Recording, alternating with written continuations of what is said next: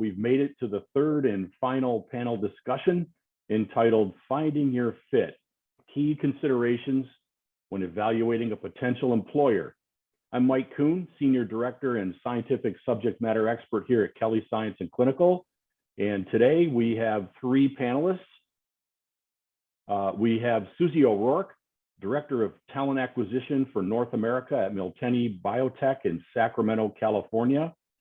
We have Ailey Hananiah, Vice President of Process Development of Viral Vectors at Avid Bioservices in Tustin, California. And we also have Rob Staklowitz, Corporate Vice President and General Manager of the Charles River Laboratory site in Mattawan, Michigan.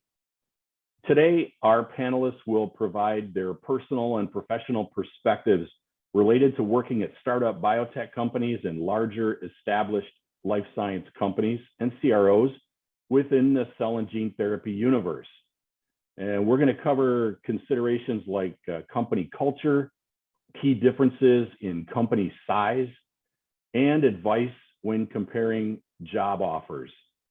And the overall goal here for this session is to equip you for success as you move forward in your next adventure in the cell and gene therapy market. So just a reminder, if you have any burning questions, please feel free to add them into the chat. We'll do our best to answer them live, given the timing constraints. And if we don't get to them, we will answer them separately after the event. So without any more delay, we're going to get started. And Rob, we're going to start with you. How would you define the company culture at Charles River? We have an overarching company culture that's really around the core values that we have at Charles River, which are lead, care, own, and collaborate. So in all of our jobs and everything that we do at all of our sites, those are the four areas that we're really pushing on for our employees to work together, to lead and act like owners, and to care for each other. We also have more than 70 sites across the Western world. So the culture is also very different at the sites. You know, I have a big site of 2,000 people here at the Mattawan facility, specializing in safety assessment and a lot of preclinical development and bioanalytical work. Some of our sites are 50 or 60 people. And there are different cultures within each of the sites. And one of the things that we try to do is respect the culture that's formed at the site and integrate that into how we look at our global values for the company. Thanks, Rob. Ailey, how about the culture at Avid? Yeah, so Avid Bioservices is a mid-sized CDMO that's involved in monoclonal antibodies, recombinant proteins, and lately, gene therapy viral vectors. So being a mid-size, I mean, we have approximately 400 people, so it's not that large. But again, I mean, it's very important to focus on the culture. As the company is growing, you're hiring more people. We noticed that, of course, there is quite a bit of diversity. But then at the end of the day, I mean, what we're trying to really find, it's the fit. So both the fit for the employer and the employee. The culture at the sites, here we have a couple of sites. They are all local in Tustin and Costa Mesa. It's really based on nurturing and advancing. So we have some young crowds that are joining the company. And, what we're trying to offer these new additions to the company, a place for them to grow, expand, acquire new skill sets. And then at the end of the day, I mean, each and every single one, they should realize that they are really contributing towards, making a change. For example, in cell and gene therapy, what we're trying is coming up with these new modality for products, drugs and products that are considered life-changing and even life-saving. So any contribution from every single person is greatly appreciated and really greatly recognized. So the recognition, the appreciation, and opportunity to grow are really the foundation at Avid. Thanks, Ailey. Susie, can you comment on Miltenyi's company culture? Absolutely. And we're in an interesting place because we're right between, well, not right between, Rob's way larger than we will probably ever be at his company, little larger than Ellie. But where we're unique is we're globally based out of Germany. We're a global company, about 4,500 people wide. We were founded over 30 years ago, still privately held by our founder, Stefan Milteny, and he is first and foremost a scientist. That has not changed. That will never change. That's how this business is run, based on science and our passion for science. We're here to cure cancer and other major disease. And I've been here 7 years, I've been flying the wall, and I've seen decisions as we've grown and scaled, because in the last 5 years, we truly have grown and scaled quite a bit. Decisions are made on that passion for science and how we're going to impact human lives. Something that, in addition to science, is also 100% a part of our culture is that we're a culture of growth and change. And what that means when it comes to the employee experience is that we hire collaborators. We are constantly evolving our approach in certain areas. We're bringing other newer innovations under our umbrella, like the launch of Milteny Biomedicine, so that we can participate in our own CAR T-cell clinical trials to advance immunotherapies. And so with that, we hire people and we bring people to the table that have an opinion, an expertise, a point of view, and want to be a part of a strategy and growth. So that's how I could best describe our culture. Thanks, Susie. That makes a lot of sense. And we have a quick question from of a participant. It's sort of related to culture, so I wanted to just include it right now. Could any of you comment on the question is, for those who are not located around a major biotech hub, what are the remote roles that are possible in the cell and gene therapy space? Anybody? Maybe I'll jump on, or Susie, go ahead.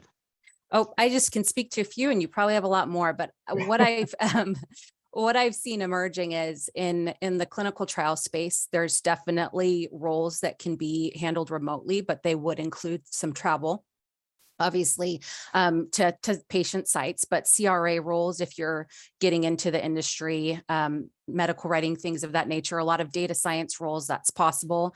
And even on the CDMO side, we've seen that there's a bit of an opportunity for quality professionals to start doing some remote work, because a lot of that doesn't need to necessarily be on the floor. So that's a handful. Rob? I would say very similar to Susie, quality professionals, client services, business development type of roles, data review roles, or even some scientists for us can be remote, who are helping people to plan programs or do those sorts of things. But so one of the things that's pretty unique about Charles River is that we don't have many sites in the big hubs. So we have lots of sites in the Midwest. We have several sites in Canada that are within a couple hours of Montreal. We have sites in the Mid-Atlantic, and most of our work is actually done not in the major hubs that you would think of for cell and gene therapy, which provides a lot of opportunity for folks who don't want to live in Boston or Cambridge or San Francisco. And maybe I can just add one quick note. I mean, aside from these two big discriminants, maybe a hybrid system can also be applied, especially when it comes to the science. I mean, you have to make the product, you have to be in the lab, you have to be in the facility. But whenever you're writing a report or you're doing some legwork, I mean, working from home can be an option. There are, yes, I agree with Susie and Rob that, for example, business development, sales and things, they can do probably remote with some travel. But when it comes to the scientists and the people who are involved in the manufacturing production process, probably a hybrid system is a better option. Super. Thank you, guys. We're going to move on to our next question. And Ailey, we're going to go with you first. So what are the key differences between the work experience at smaller organizations compared to larger, more established companies in the cell and gene therapy space? Yeah, I mean, that's definitely a good question that probably a lot of people will ask it. And then, I mean, I can provide some feedback based on even personal experience. I've been in the field 31 years, and I worked at startups as well as some very big established companies. I mean, in addition to these two, again, discriminants, maybe we can add the CDMO, which can be also big or small. and that has its own flavor. So starting with probably big established companies, I mean, one major factor for these companies, they might have different size, they have very large number of people. Most of them, of course, are public. So, funding is not a major deal, which means, as an employee there, you have access to state-of-the-art equipment. You are involved in, really nice and big projects. And then, you are contributing, of course, towards probably late phase drugs and products. So that's probably on the plus side. Now, slightly on the maybe cons, we can, being big companies, publicly traded, so there is really very heavy emphasis on revenue timelines. So there might be a little bit more crunch and stress when it comes to that. Being part of a large entity, you probably are maybe limited in a specific area or space. So you might not be aware of everything else that's taking place in the company. Now, going to a smaller, maybe startup or mid-sized, smaller company, you are probably wearing multiple hats and doing many more things, and you're doing more with less. So, there are pluses if you are, interested in innovation, if you don't mind smart and hard work. I mean, a small entity probably is a good thing. There is always a struggle for funding. You are probably not at liberty to order a lot of things. You have to be careful. You have to plan accordingly. And there's always a demand of funding, either from investors or grants and so on. Stability-wise, again, people might have the misconception that a larger company is probably more stable than a small one. That may be true, but we've seen a lot of big companies that they decide to completely cancel a program and shift people across sites or across, companies or even across the country. So, that's not the case anymore. Now, added CDMO aspect, you are involved now in multiple programs, multiple projects. So you have the exposure and the learning opportunity to do more with your science. With either these big companies or small companies, there is, a pipeline that can be one product and can be a few. But with the CDMO, there is a little bit more than that. This disadvantage of the CDMO, of course, is the big time crunch, managing multiple programs, managing client expectations within a short period of time. Awesome. Thank you, Aly. Rob, let's go to you for a few thoughts on big versus small companies and your experience. Well, I agree with everything Aly said. I would just, add being at a big company now and having been at small companies, you can have multiple careers within a big company in really disparate parts of the business. So if you think about, Charles River in the cell and gene therapy space, we go everywhere from discovery through to development, touch, cell collection, manufacturing, release, everything in between. So the entire gambit from start to finish, and you can have opportunities in all those spaces, not having to move between organizations. And since we run each of our sites pretty much independently of each other, although we collaborate a lot, we're working on aligning a lot, you also get that experience of that different site culture at every one of the sites if you get a chance to move between them. So we see a lot of folks who stay here for a really long time and a lot of our senior leadership is filled with people who have been here 20, 25 years who started on the floor. Susie? Both of them put it really well. I am personally really partial to that growth stage biotech company. My reasoning for that is that I've seen from the employee perspective, a lot of opportunity for people to jump in and work on projects that may not be as accessible to them because they've already been put in place at larger scale companies. That can be a blessing and a curse, right? Because it means that you're dealing with things not all put in place. Perhaps you don't have all the resources that you would at a larger company. To me, that's very exciting. To a lot of people, it is. To some people, it's not. And in that case, these larger scale companies have this great opportunity and often a lot of programs for you to plug in and be a part of perhaps a leadership track or a management track or moving through different roles and responsibilities track, which I'm guessing, Robert, you have at your company. And those are great options for someone that's really trying to see where I might fit in. The mid-size and startup environment is fantastic for someone that wants to wear a lot of hats, like Ellie said. And that's also a way that you can try out where you want to go. So I think there's advantages to all size of companies and very exciting components to them. Awesome. Thank you, Susie. We're going to move on to the third question, and we're going to start with you, Susie. What is your advice for candidates who are evaluating a new job opportunity within the cell and gene therapy space? What sort of things should they keep in mind? What kind of things should they weigh to themselves as they look at possibilities?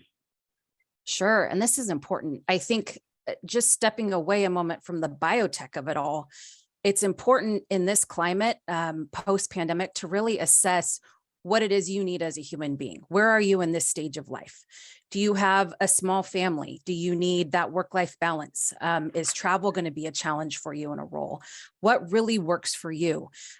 Is a company that has a heavy focus on diversity, equity, and inclusion a huge passion point for you? And are you evaluating companies that have a program like that that you can step into and be a part of? So first, it's really evaluating, aside from the passion of the science, what it is you need as a human being. Then what I always like to say, and we coach applicants all the time, is do your research. Research doesn't just stop with the science. It's really important on the job too. And we heard from panelists previously about LinkedIn.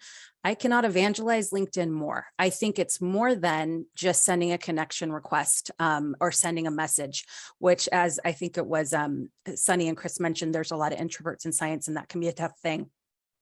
If you're not comfortable sending that message to somebody, I highly recommend you do your research on who went to your educational institution. What are they posting online in roles that you're interested in? You can see their posts. And if their posts are coming through negative, like, gosh, I wish management understood that we're human beings, well, then maybe that's going to give you a hint it doesn't work for your work-life balance need.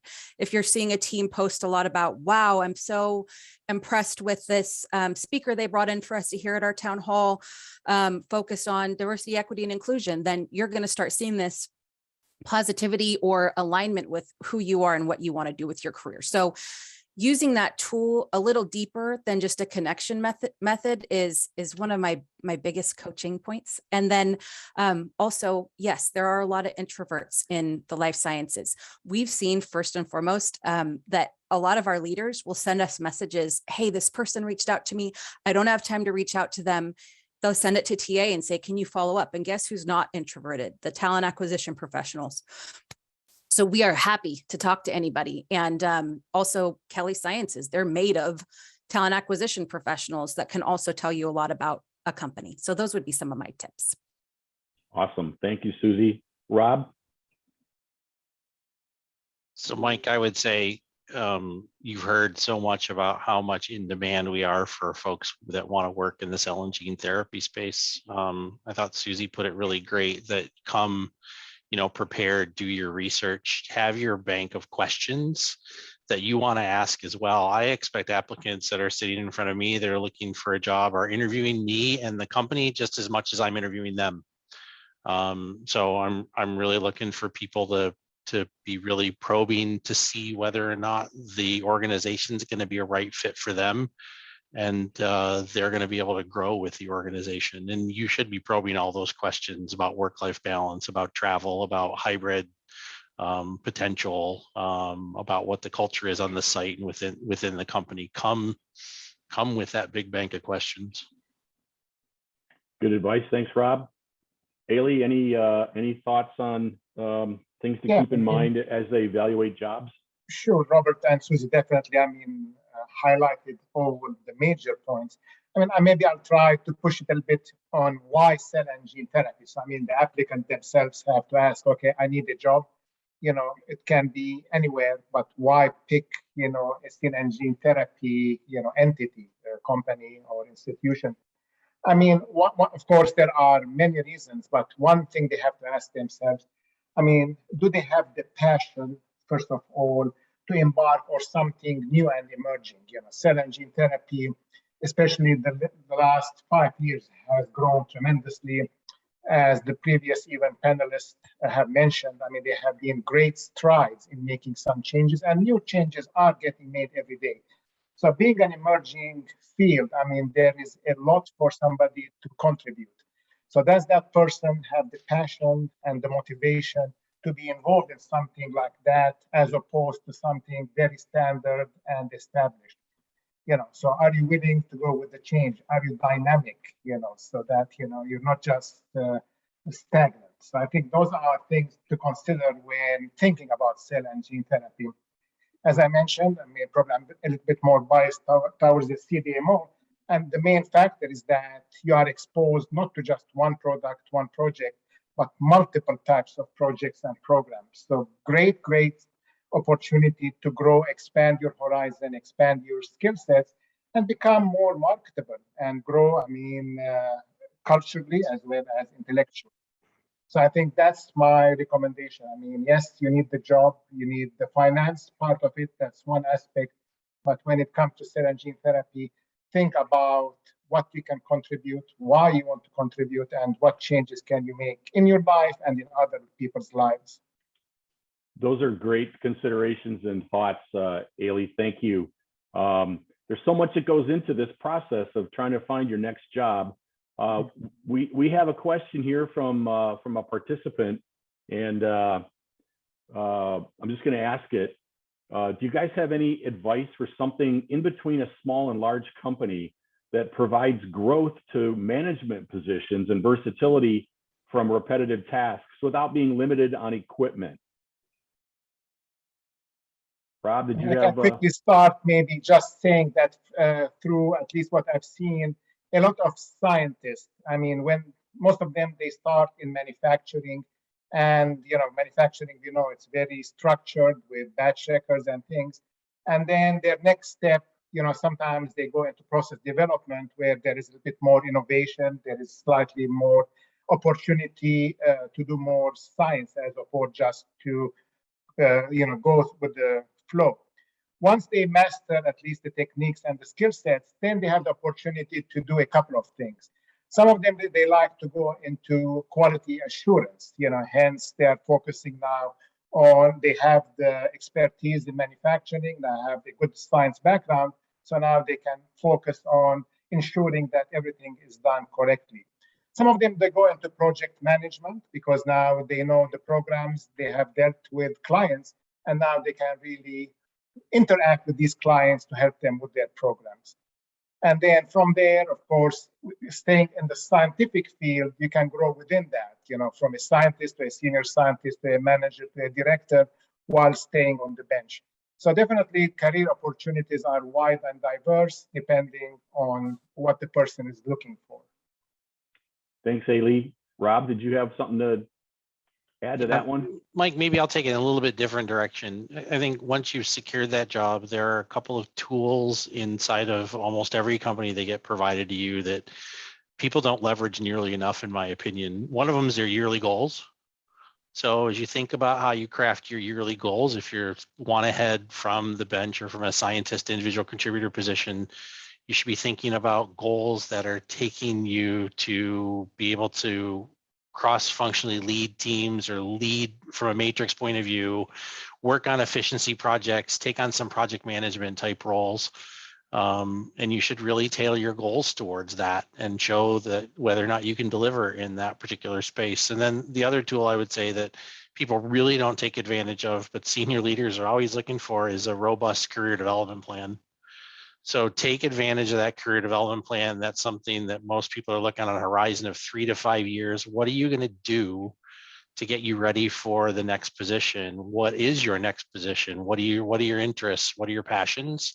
I think you've got to take advantage of both of those tools. And I frankly see people getting ahead faster when they actually really learn how to use those tools within inside of an organization. Thanks, Rob. Susie, any thoughts on that? I think they both put it really beautifully. Just to round it up, a challenge that I see a lot of people having is just declaring themselves in general. Even though it may be long down the line that they want to get into management, they're afraid to say, hey, this is where I'd like to be, because they may be thinking maybe that's threatening to my manager, or whatever the reason is that they have to not declare yourself. So I say, and my coaching is to anybody internally that's looking for movement, declare yourself, let your manager know. If you want to put in, if there's a manager level interview and you think maybe I'm qualified, but I'm not sure, apply. Have the interview. They may say you're not ready for the interview, but that opens your door to have that conversation with your manager if you haven't already. So it really is about making sure that you're putting yourself out there. Thanks, Susie. Another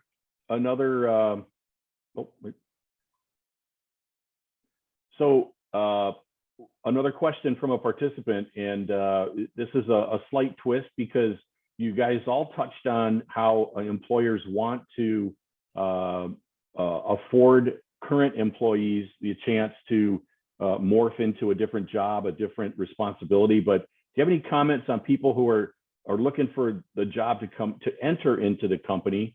And is there a way that you as an employer would retrain or provide additional skill training for somebody who's looking to make a job change, like a PhD or a clinical provider, a medical provider coming in and wanting to get into the cell and gene therapy space?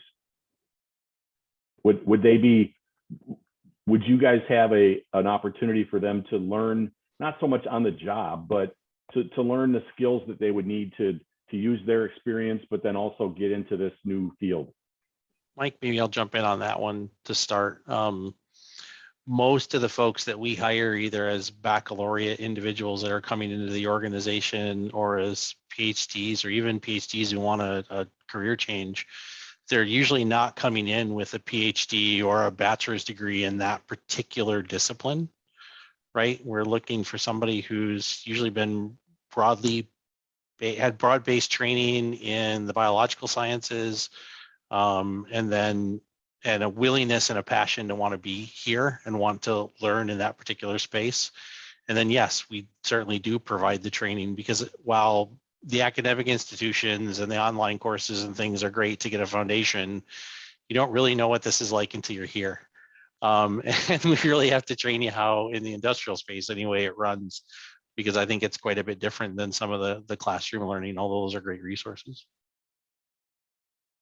I'd like to chime in too. He laid the great foundation. For what I'd like to say too is that we see often people with their PhDs went through this process, did this exceptional body of research, and then they realized there's other things I want to do. So we've had people come in and go into science technical marketing, program management, project management, working on projects within the cell and gene therapy space, where they understand and have the aptitude to speak technically with our end user, our clients, but aren't just focused on one specific project in the lab. They wanted to expand there. We see people in field application scientist roles, technical customer training, you name it. There are tons of different avenues you can go down that most companies that have the infrastructure and a decent size will take you in, because you've shown that you have the skills, like this person's asking, to reskill in a different area. So yes, the opportunities are actually quite endless when it comes to these people with PhDs and moving into other areas. Thank you, Susie. We're coming up on the end of our time here. I would like to thank you, Susie, Rob, and Ailey, for your time and your insight and your expertise. This was awesome. We heard some useful insights, like there are remote possibility positions in the cell and gene therapy space, lots of opportunities to produce these important therapies, and use LinkedIn as your best friend.